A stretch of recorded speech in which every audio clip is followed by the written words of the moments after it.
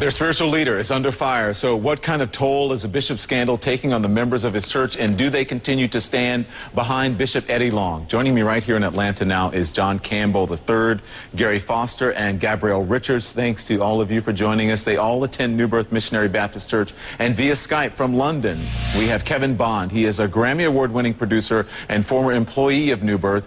Kevin, I want to start with you, and I want to ask you, since you're now observing from the outside, do you think that most of the members of the church will stand behind Bishop Long? First of all, thanks, Don, for the opportunity. I do. The black church is very loyal, even sometimes to a fault. But at the same time, many of them came to Christ under Bishop Long's ministry. So they will definitely be loyal and trust that he's innocent and hope that these charges can be proven to not be true. And what about your feelings about this? I asked you about them. How do you feel about this? Well, without a shadow of a doubt, the information is certainly damaging. The evidence and all the things that are coming out slowly, one piece at a time, all of that is very troubling to many of us in the gospel community and the Christian community. And it is also my hope that these things are not true and that he'll be able to prove his innocence. Okay. So, John, why do you stand behind the bishop? I personally stand behind the bishop because he's my leader. And as members of the body of Christ, it is our duty to stand behind and lift the arms of our prophet. And that's what I will continue to do until he gives me reason not to. And what about you, Gabrielle? I've been a member for almost 8 years now. And ever since I've been there, the ministry has done so much for my family and I, for my friends and I, and for my schoolmates. I stand behind the ministry. Okay. Gary? I stand behind the bishop because of the leader that he is.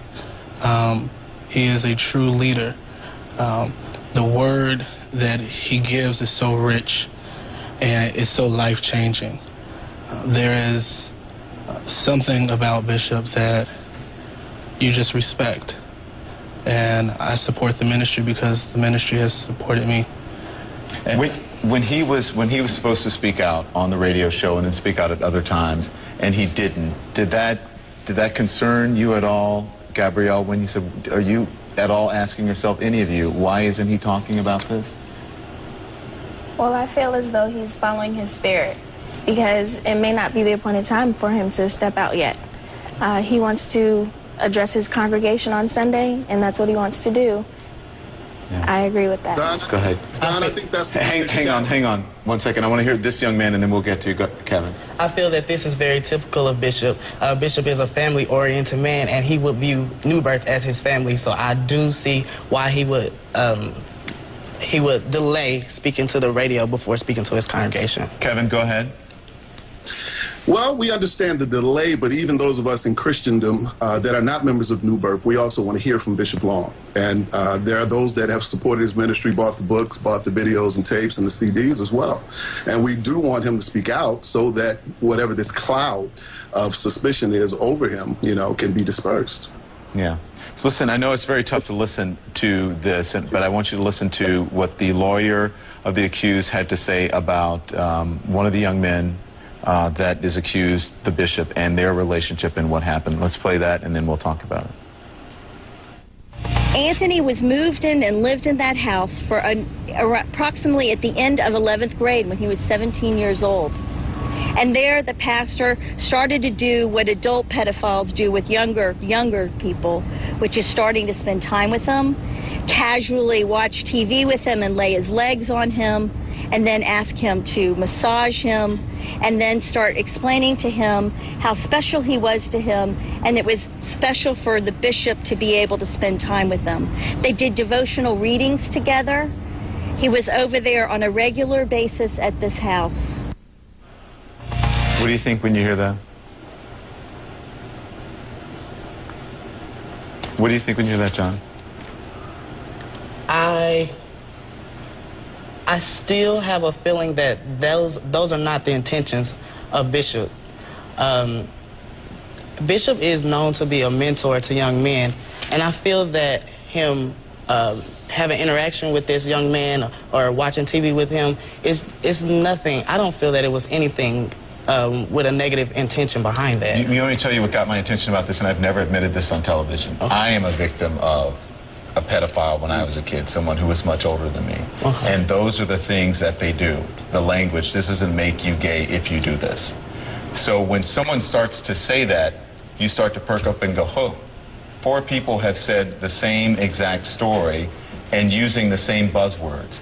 How do people come up with those stories? Did that ever cross any of your minds, Gabrielle, when you heard that 4 people who have come up with the exact same story, who 2 of them know each other, the 3rd one doesn't really know the other one, and the 4th one doesn't know any of them?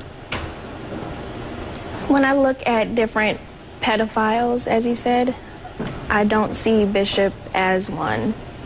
If you look at the various things that he's done for the community and for young people in general, none of it boils down to him looking like a pedophile. But it doesn't mean that, I'm not saying that the bishop is a pedophile. I'm not saying that the bishop is guilty. But no one is perfect. And so far, you know, I have heard members of the congregation, some people say that, but many people have not even put into their mind the possibility that this man is not perfect, and maybe in some way, even if it wasn't the behavior didn't go as far as what the men are saying, that something there was inappropriate. Kevin, and as I was saying, Kevin, you're older than these guys. I have never admitted that on television. I didn't tell my mom that until I was 30 years old. The things that these young men are talking about, men don't want to, especially African-American men, don't want to talk about those things and don't want to admit them, even if there's money involved, that you may make money off of it. You're telling the truth, Don, and the truth of the matter is most people don't lie when it comes to this type of thing. That's why it's so very important that the bishop speak out, and the pause and the delay that is taken for him to speak out is really causing more, making it even more troubling. Yeah, I think that you guys are all brave. Kevin, thank you for joining us from London. Thank you guys so much. I think you're very brave, and of course you should stand behind your bishop, but you should also have an open mind about this. We hope that these allegations are not true. And as I said, I've been saying all week, there are no winners in this situation. So best of luck to you tomorrow, and come back tomorrow and talk to us about what you heard there in the congregation, okay? Thank you very much.